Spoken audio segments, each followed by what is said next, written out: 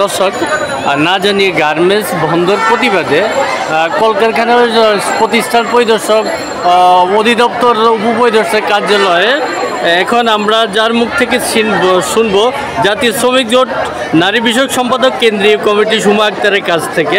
তো আপা, এই যে আমরা যেটা জানতে পারলাম ওনাদেরকে না জানি গার্মেন্টস বন্ধ করে দিচ্ছে, তো ওনাদের দাবি আদায়ের জন্য আপনারা অনেক কষ্ট করে পরিশ্রম করে কলকারখানা প্রতিষ্ঠান পরিদর্শক অধিদপ্তরের সামনে এসেছেন। এখন আপনাদের করণীয় কি, আর আপনাদের দাবি না মানলে আপনারা কি করবেন একটু আমাদেরকে জানান। আমাদের প্রথমত কথা হচ্ছে, আপনারা সবাই জানেন প্রতি 5 বছর পর পর আমাদের একটি জাতীয় মজুরি ঘোষণা করা হয়, ন্যূনতম মজুরি গার্মেন্টস সেক্টরে। আর প্রতি 5 বছরই আমাদের গার্মেন্টস শ্রমিকদের রক্তের বিনিময়ে এই মজুরিটুকু আমরা পাই। তদ্রূপ 2023 সালের মজুরি আন্দোলনেও আমাদের 4 জন শ্রমিক ভাইয়ের রক্তের বিনিময়ে আমরা সর্বনিম্ন 12,500 টাকা মজুরি পেয়েছি। কিন্তু এই ফ্যাক্টরিটি দক্ষিণখান থানাধীন সুপারটেক্স মার্চেন্ডাইজিং কোং অপারেটিভ লিমিটেড, এই ফ্যাক্টরিতে এখন পর্যন্ত সরকার ঘোষিত গ্যাজেট বাস্তবায়ন করা হয়নি। তাছাড়াও শ্রম আইনের অনেক ধারায় তারা মানে না, তারা মাতৃত্বকালীন সুবিধা দেয় না, শ্রম আইন অনুসারে শ্রমিকদের পাওনাদি পরিশোধ করে না। শ্রমিকরা বছরের পর বছর এই ফ্যাক্টরিতে সার্ভিস বিনিময় করে, কিন্তু তাদেরকে কোনো সার্ভিস বেনিফিট দেওয়া হয় না। এই মর্মে এই কারখানার শ্রমিকবৃন্দু একটি 12 দফা দাবি দাখিল করে কলকারখানা পরিদর্শন অধিদপ্তরে, এবং এই চুক্তিতে স্বাক্ষরিত করা হয় শ্রমিক পক্ষ, মালিক প্রতিনিধি এবং কলকারখানা পরিদর্শন অধিদপ্তরকে রেখে। কিন্তু তারপরেও মালিক এই চুক্তি ভঙ্গ করে বা অবমূল্যায়ন করে। পরবর্তীতে কিছুদিন পরে যখন ডেট ওভার হয়ে যায়, তখন কারখানাতে আবারও শ্রমিক অসন্তোষ দেখা দিলে আমরা শ্রমিক সংগঠন এবং মালিক পক্ষ বিজিএমই থেকে আমরা আবারও একটি কারখানাতে বসে চুক্তি করি।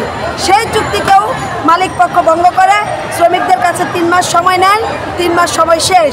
এবং এবার যে 9% ইনক্রিমেন্টের কথা আছে, এই ইনক্রিমেন্টও সে করে নাই। এই বিষয়গুলোকে কেন্দ্র করে কারখানাতে শ্রমিক অসন্তোষ দেখা দেয়। কারখানাতে তারা সুশৃঙ্খলভাবে শান্তিপূর্ণ অবস্থানে করে, কিন্তু মালিক পক্ষ কোনো প্রকার সমঝোতায় আসে না এবং শ্রমিকদের কথা শোনার প্রয়োজন মনে করে না। তারপরে যখন আমরা বারবার তাদেরকে নক দিচ্ছি, সাড়া না দিয়ে অবশেষে তারা বেআইনিভাবে কালকে 13-1 দ্বারা কারখানা গেটে নোটিশ লাগিয়ে দিয়েছে। এটা সম্পূর্ণ বেআইনি এবং অযৌক্তিক, এটা কোনো ভিত্তি থাকতে পারে না। আমরা শ্রমিকদের অধিকার আদায় করেই ছাড়ব। আর যতক্ষণ পর্যন্ত এই ফ্যাক্টরির শ্রমিকদের সমস্যার সমাধান না হবে, আমাদের সরকার ঘোষিত গ্যাজেট সে মেনে না দিবে এবং শ্রম আইন অনুসারে কারখানা না চালাবে, ততক্ষণ পর্যন্ত আমরা এই অবস্থান কর্মসূচি চালিয়ে যাব। আর দুনিয়ার মজদুর এক হোক, লড়াই। সম্মানিত দর্শক, আপনারা শুনলেন যারা অসহায় শ্রমিক, 12-13 হাজার টাকা মজুরি বর্তমান প্রেক্ষাপটে আসলে 10 দিনে চলার মতন না। এই অসহায় শ্রমিকদের পক্ষে আমরা সুমা আক্তার নারী বিষয়ক সম্পাদক কেন্দ্রীয় কমিটি জাতীয় শ্রমিক জোটের কথা, ওনার কাছ থেকে ওনার মুখের কথাগুলো শুনলাম। আপনারা দেখলেন যে হাজার হাজার এখানে আপনার অসহায় শ্রমিকরা আসলে ওনারা অনশন করছেন। আর দেখেন একটা লোকের সঙ্গে একটা লোকের ফ্যামিলি রিলেটেড, তো তাদের ন্যায্য দাবি আদায়ের জন্য, তাদের ন্যায্য দাবি যেন আপনার আদায় হয়, সেই জন্য তারা অবস্থান করতেছে। আর কে সোহাগ, STV বাংলা, ঢাকা।